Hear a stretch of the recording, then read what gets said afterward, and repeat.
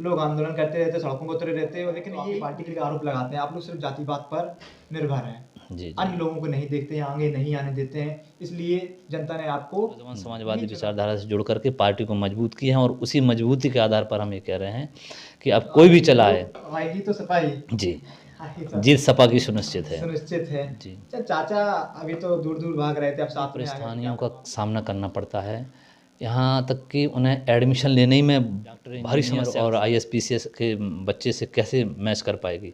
ऐसी स्थिति में वो लड़ाई भी हमने लड़ी तो छात्रों का हम पर विश्वास हुआ। नमस्कार, आप देख रहे हैं जी मॉर्निंग और मैं आपके साथ नसीम सिद्दीकी। हमारा खास शो है नेताजी इस्माइल और नेताजी मौजूद हैं। नेताजी को उतरना पड़ेगा कई सवालों से, कई सवाल वो बताएंगे। समाजवादी पार्टी से ताल्लुकात रखते हैं, भूपेंद्र यादव नाम है, पहले उनका परिचय देते हैं। समाजवादी पार्टी से ताल्लुकात रखते हैं, जैसे पहले बताया, और साथ में कालपी विधानसभा से प्रबल दावेदार भी हैं। अब तो पार्टी किसका टिकट करती है, क्या उनकी रणनीति रहती है, वो वही बता सकते हैं, हम नहीं, क्योंकि हम हैं मीडिया वाले। जो उनकी राय होती है वो जनता तक पहुंचाते हैं। आज कुछ सवाल उनसे करते हैं समाजवादी पार्टी को लेकर। जिस तरह सबसे पहला प्रमुख मुद्दा बना हुआ है, जो छापेमारी हो रही है समाजवादी पार्टी के घरों पर, जो नेता थे, वरिष्ठ नेता, चुनाव आने पर आखिर क्यों एकदम से ये छापेमारी बढ़ गई है। अभी तक कहाँ पर विभाग शांत सो रहे थे। कई सवाल रहेंगे, उसके बाद उनसे जानेंगे जीवन परिचय, और साथ में अगर वो चुनाव में उतर रहे हैं तो क्या रणनीति बनाई है। समाजवादी पार्टी से उतरेंगे तो क्या रणनीति, क्योंकि अभी सत्ता में देखा जाता है बुंदेलखंड की जनपद जालों में तीनों सीटें सत्ता के हाथ में है, तो उनकी कहीं ना कहीं पकड़ अच्छी होगी, मजबूत होगी, और वो विकास को लेकर चुनाव लड़ेंगे, या जो मुद्दे उन्हें काम करें उसको लेकर चुनाव लड़ेंगे। साथ में जो समाजवादी पार्टी यानी विपक्ष है, वो मुद्दों को लेकर के हम इन मुद्दों पर काम करेंगे अगर हम विधायक बनते हैं, नेता बनते हैं। तो भूपेंद्र जी, हमारे चैनल पर आपका बहुत बहुत स्वागत है। धन्यवाद। समाजवादी पार्टी से आप ताल्लुकात रखते हैं और कालपी विधानसभा पे आ सकते हैं, जी जो दारी पे लगे टिकट होता है। जी तो सवाल हम पहले शुरुआत करते हैं राजनीति से, जो प्रदेश में हलचल मची हुई है। जी। समाजवादी पार्टी के जो कद्दावर नेता थे, उनके घर छापेमारी पड़ती है, ईडी की छापेमारी आ रही, आखिर क्या वजह रह जाती है कि जब चुनाव एंड टाइम पर रह गया, उस समय पर इस तरह के कदम उठाए जा रहे हैं। इससे पहले कहाँ थे, 4.5 साल में कहाँ सो रहे थे सब।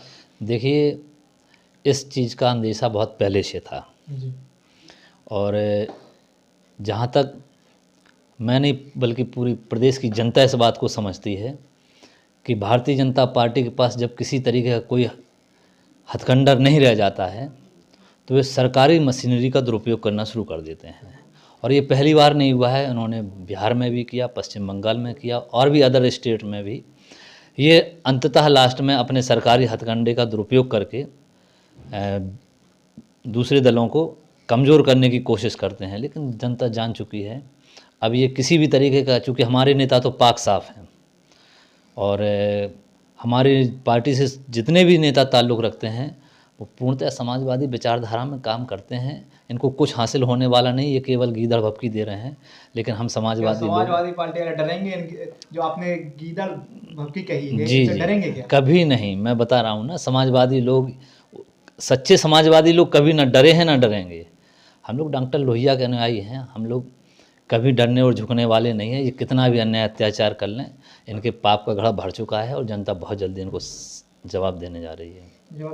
तो आप कालपी से जैसे आ रहे हैं, कालपी से आप दावेदारी कर रहे हैं, तो क्या प्रमुख मुद्दे वहाँ पर निकल के आते हैं। बुंदेलखंड जनपद जालौन सबसे पिछड़ा माना जाता है, यहाँ पर रोज रोज भाई जी आप ले लो, सड़क ले लो, पानी ले लो, यही सुविधाओं के लिए लोग आंदोलन करते रहते, सड़कों पर उतरे रहते हैं, लेकिन यही पूरे नहीं होते हैं। वो विधायक आपके दावे करते हैं जो अभी बने हैं सत्ता के, कि हमने इन जो मुद्दे थे उन पे बहुत ज्यादा काम किया है, अभी तक का सबसे ज्यादा काम है। कई बार हमने मीडिया ग्रुप में कई इंटरव्यू उनके देखे। क्या लगता है, आप जा रहे हैं ग्रामीण क्षेत्र में, कितना इनकी बातों में कितनी सच्चाई है?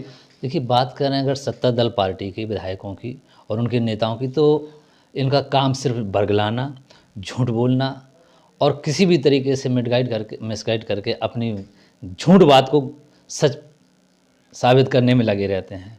लेकिन इससे अलग अगर आप सच्चाई देखेंगे तो मैं सड़कों के नाम गिना सकता हूं, जो कि आपके डिस्कवरी चैनल पर दिखाया गया था कि विश्व की सबसे खराब सड़कों में से एक हमीरपुर मार्ग, जो कि कालपी से हमीरपुर को जोड़ता है जोलूपुर से, उसका निर्माण किसने कराया।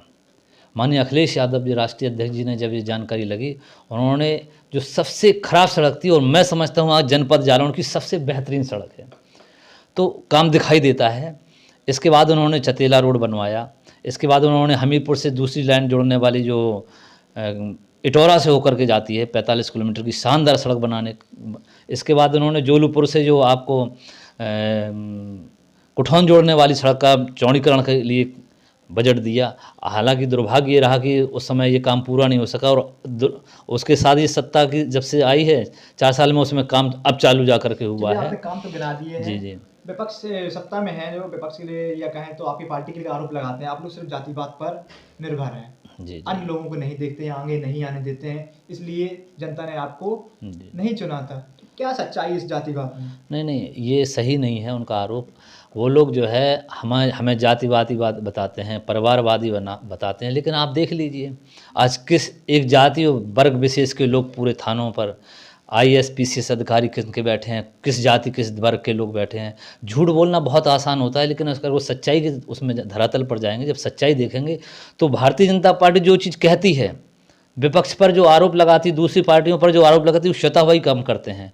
अगर वो हमें जहां गलत बताएंगे, निश्चित रूप से मान लीजिए भारतीय जनता पार्टी की मंशा वही काम करने की है, और जो वो नारा देते हैं कि ये काम करेंगे, उसका ठीक उल्टा करते हैं। कभी तो ये आरोप आपके लोग भी लगा लगता है कि आजम खान जी अभी तक जेल में हैं, आप लोग सड़क पे नहीं उतर रहे हैं, उनके लिए आंदोलन नहीं कर रहे हैं, उन्हें रिहा करने के लिए कुछ कदम नहीं उठा रहे हैं, नहीं नहीं, इसमें कितने सच्चाई क्या लगता है? देखिए आजम खान साहब का परिवार समाजवादी परिवार है, और हमारे परिवार की समाजवादी परिवार की उनके बिना कल्पना करना अधूरा परिवार माना जाएगा। जहाँ तक उनकी रिहाई की बात है, कोर्ट का मामला है, हमारे राष्ट्रीय अध्यक्ष जी ने और हमारे पार्टी के जितने भी वरिष्ठ नेता हैं, सब ने अपने स्तर से उनकी रिहाई के लिए प्रयास किया, अपनी मांग उठाई, धरना प्रदर्शन भी किए हैं। लेकिन जब वो कोर्ट के कानून के अंतर्गत जब वो अंदर हैं, ऐसे में हम लोग ज़्यादा कुछ नहीं कर सकते हैं, और हमारा पूरी समाजवादी परिवार उनके साथ था, है और हमेशा रहेगा। ये बात वो बहुत अच्छे से जानते हैं। जब भी वो अभी उम्मीद है कि आगे आने वाले समय में वो चुनाव से पहले आ जाएंगे। उम्मीद ये भी है कि जनपद जालौन के अंदर भाजपा कद्दावर नेता उतार सकती है दोबारा से चुनाव के लिए। तो आप जैसे कालपी से लड़ रहे हैं, कालपी से कोई ना कोई बड़ा आने वाला है, जी जी। इसकी जानकारी आती रहती है। हाँ। तो क्या लग रहा है, क्या मुद्दे वहाँ हावी दिख रहे हैं? देखिए जनता आएगी? जनता से ज़्यादा कद्दावर कोई नहीं है। जनता उन्हें सबक सिखा देगी। जिनकी ओर आपका इशारा है वो यहाँ से लड़ चुके हैं, और उनसे भी ज़्यादा कद्दावर में योगी जी हैं, आके लड़ लें। उन्हें एहसास हो जाएगा कि यहाँ की जनता कितनी जागरूक है, कितनी समझदार है, किन मुद्दों पर वोट देना चाहती है और किन मुद्दों पर चुनाव लड़ना पड़ेगा।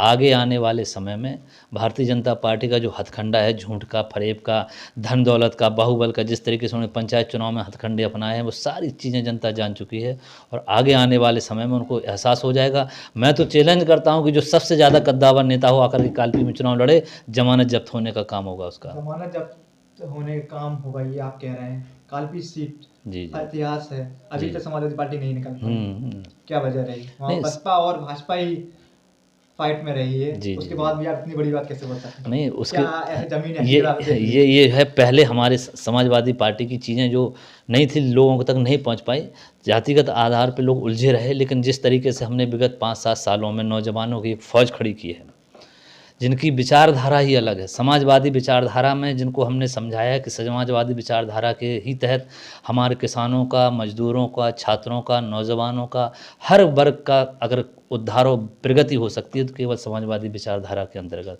तो नौजवानों को वो चीज़ समझ में आई है, और उन्होंने कई मौक़ों पर एहसास भी कराया है कि समाजवादी विचारधारा को अपनाया है, और आज बहुत बड़ी संख्या में नौजवान समाजवादी विचारधारा से जुड़ करके पार्टी को मजबूत किए हैं। और उसी मजबूती के आधार पर हम ये कह रहे हैं कि अब कोई भी चला आए, आएगी तो सपा ही जी, आएगी तो जीत सपा की सुनिश्चित है। सुनिश्चित है। जी। अच्छा, चाचा अभी तो दूर दूर भाग रहे थे, अब साथ में आ गए तो क्या प्रभाव पड़ेगा?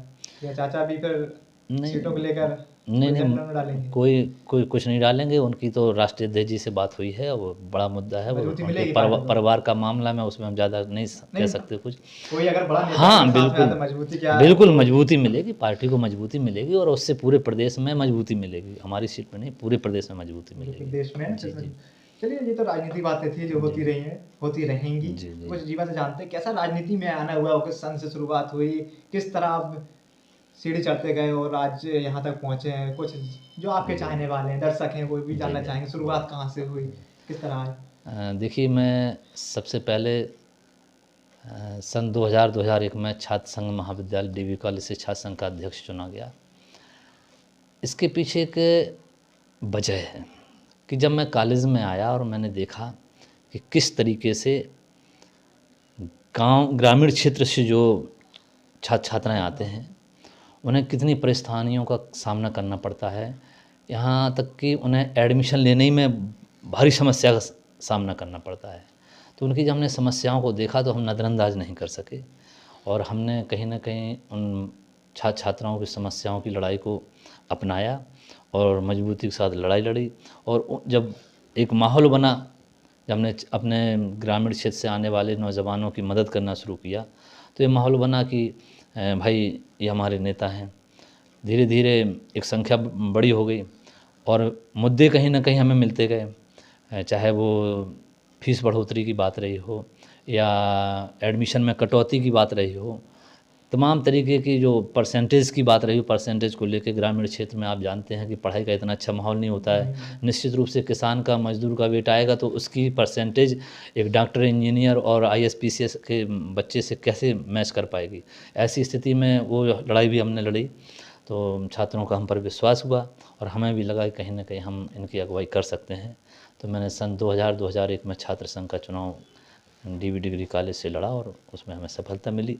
इस तरीके से मेरी जिम्मेदारी बढ़ती गई और यही जो नौजवान जिनके लिए हम लड़ाई लड़ते हैं, यही हमारी ताकत बने और आज आपके बीच में यहाँ तक पहुँचाया इन लोगों ने। मौजूद है इसमें। तो आगे क्या रणनीति है, क्या लोग भी जा रहे हैं, वादे कर रहे हैं, किन पर मुझे ऐसा रहता है कोई भी चुनाव लड़े, आप लड़े या नेता भी हम आते हैं, मुलाकात होती रही, बात होती रहती, एक प्रमुख मुद्दा बनाते हैं, जब बनाते हैं कि हम इन मुद्दों को लेकर उनके जो युवा हैं या जो ग्रामीण क्षेत्र के लोग हैं उनके बीच उतरेंगे और इन्हीं पे चुनाव लड़ेंगे और जीतेंगे। मतलब भूल जाते हैं सभी आपने क्या बनाया है वो हम जानते हैं। जी देखिए, मुद्दा तो जनता बना चुकी है कि इस बार प्रदेश में माननीय राष्ट्रीय अध्यक्ष समाजवादी पार्टी श्री अखिलेश यादव जी को मुख्यमंत्री बनाना है, क्योंकि हर वर्ग ये जानता है कि अब इस समय जो सरकार चल रही है, इन्होंने जो धोखा देने का काम किया किसानों को, नौजवानों को, छात्रों को और गांव गरीब के लोगों को, तो ऐसी स्थिति में सारे लोगों ने ये तय कर लिया है कि हर कीमत पे समाजवादी पार्टी सरकार बनाना है, माननीय अखिलेश यादव जी की सरकार लाना है। क्योंकि जानते हैं